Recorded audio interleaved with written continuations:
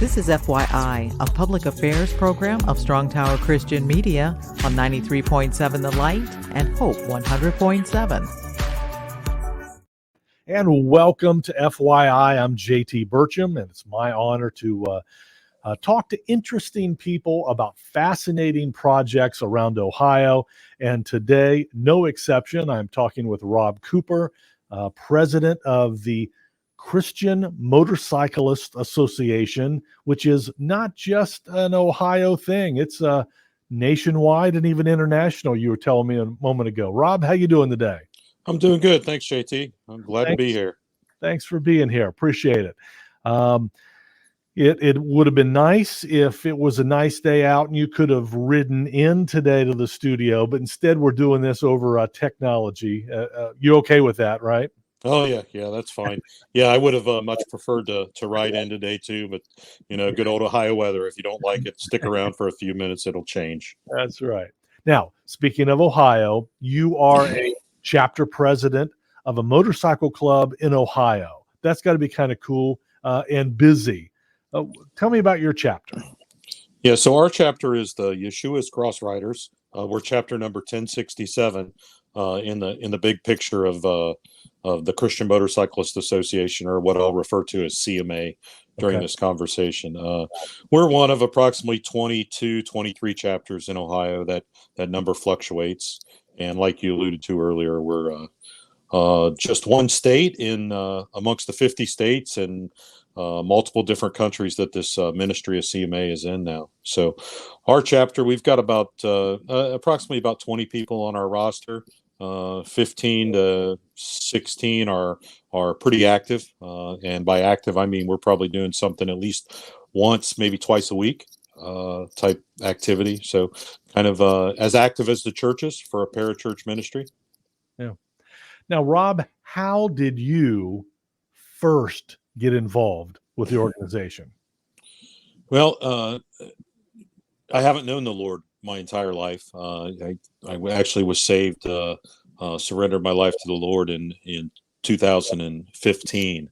So it's been about 8 years now. And through that process of coming to know the Lord, he's given us the opportunity to have many what have turned out to be ministry tools. And one of those tools was the motorcycle that he provided for us.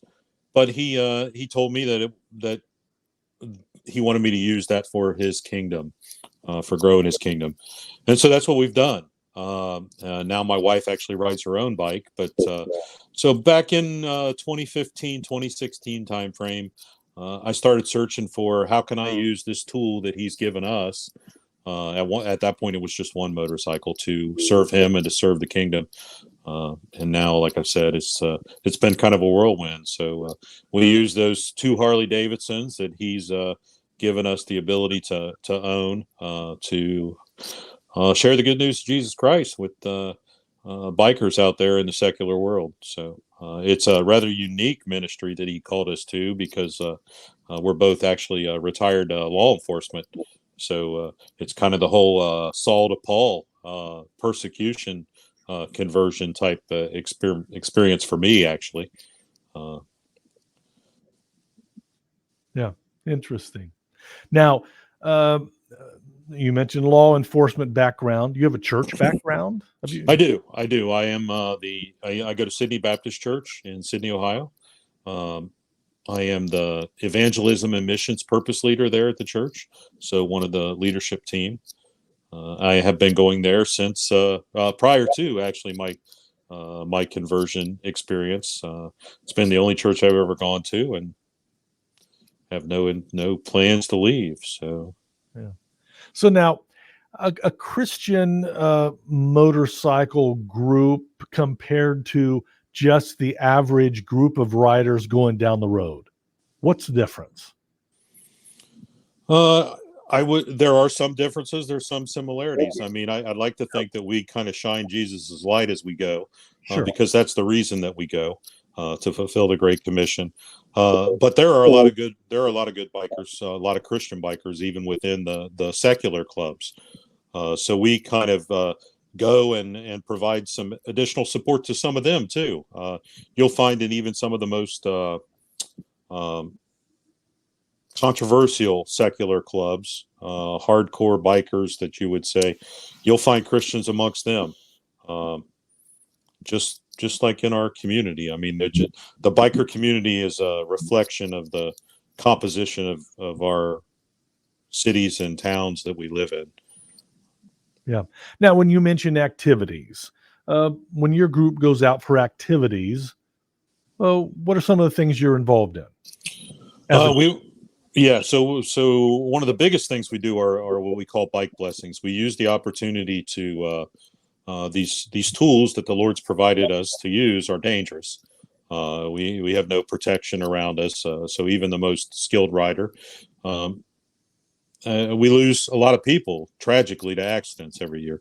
Not just within our organization, but the biker community as a whole. So biker blessings are what we call gospel opportunities, an opportunity for us to meet with folks from the secular world to find out, hey, do you know the Lord? If you don't know the Lord, let me tell you about him. Let me tell you about this guy named Jesus. So it's a great segue, bridges to the gospel. That is probably that prayer bridge, an opportunity to just pray with bikers, to bless their ride, to bless them for the riding season. We call them bike blessing, but they're really biker blessings because, I mean, those motorcycles we ride aren't going anywhere except maybe tipping over without us behind the wheel. So we're really blessing the bikers. We're using it as an opportunity to introduce gospel conversations and to just build relationships. Relationship building is the key to sharing the gospel. Most successful evangelists build relationships first because you got to earn the right to speak, and that's what we're about. So we make our presence at these bike blessing events. A lot of them tend to be at the beginning of the year, but we do them throughout the year. But the big organized bike blessings, we do biker Sundays at churches, where that's a good membership tool for us also, because now we're going to churches where you find laborers who can join the organization that didn't know that CMA even existed. So we also participate in poker runs, minus the alcohol drinking point of it. But I mean, we will sit beside somebody at a local VFW on a poker run, or a local establishment at a poker run with a Pepsi or a Coke or a water in our hands, and just have conversations, getting to know them. We're not judging them. It's we're going to them because just like churches have found, I mean, people are typically not knocking down our doors to come in. Church is a hospital for sinners. A lot of the events we do actually conflict with the typical Sunday Sabbath church service because the secular communities don't recognize that. So we're out being the church when sometimes people are going to church. So let's talk about that real quick. Do you, when you talk about people joining your group and learning about your group and getting involved, how do they do that? I mean, is there a phone number, website? How do folks learn more if they wanted to be involved? Yeah. So as far as our parent organization, the hierarchy, the CMAUSA.org, CMA, or Christian Motorcyclists Association, USA.org. It's a great tool. I've actually got it pulled up on my laptop here beside me. It'll show you where you can go in and search by state, by area of the state, by country, see where there's chapters. It will connect you with chapter leadership. You'll find if you go to Ohio and you pull up over here near Troy, Piqua, Miami County, you'll find my information, my phone number, my mobile number, my email address, all of that's there, as well as the rest of our leadership team. So, and that's common throughout the state, throughout the country, and throughout the world. It's a great one-stop shop to find out more about this organization. And interestingly, that's how I found out about the organization back in 2015, 2016. I just did the Dr. Google experiment and typed in the word Christian Motorcycle Club. We're really not in a club. We're an association of independent evangelists. that are just sharing our love with bikers around the world. So that's how I found out about it, and the rest is kind of history. Now, were you a biker before? Did you ride before? I did, but not like I ride now. I mean, I rode socially. I was of the world at that time. I mean, I rode a Harley Davidson Sportster, 1200 Sportster for 15 years, and probably put less miles on that bike in 15 years than I put on a bike now in about 6 months. So yeah, we're, I mean, you've got to go to the highways and byways. That's what we do to share the gospel and the love of Jesus Christ. Yeah. Thank you for doing that, Rob. We appreciate that. So cool. If folks want to contribute to support, can folks donate and support your cause? Absolutely. You know, and I'm sure most people have heard this in their churches. This is a common question. I mean, how can we help? What can we do? Well, everyone can pray. Everyone can pray. So certainly pray for us as we're out there. Pray for our safety. A lot of times we forget our own bike blessings. We're so busy blessing other bikers. Yeah, so everybody can pray. Some people can go. I mean, if you have a motorcycle and you love Jesus, I would encourage you to check us out at cmausa.org. And then some people can give because maybe you can't go. We only have one fundraiser a year, and it runs all year long, and it culminates in a ride where chapters are riding and states are riding and countries are riding on the first Saturday of May every year. But it pretty much runs from June 1st through May 31st of each calendar year, and it's called Run for the Sun. SON. Just like a poker run. Obviously, we're not drawing poker cards, but we solicit donations throughout the year from friends, families. We do car washes. We do bake sales. Just some of the stuff we've done in our chapter. We had a couple-day garage sale to raise money. We have an ongoing program been going on for years called Cans for Christ, where we do recycling. So we collect aluminum cans, and periodically we take them in, and then we just invest all that money in the kingdom through Run for the Sun. So one fundraiser, CMA national, international supported, and those proceeds. The nice thing about this fundraiser is we actually give away more than we keep. So we partner with 3 world-reaching ministries.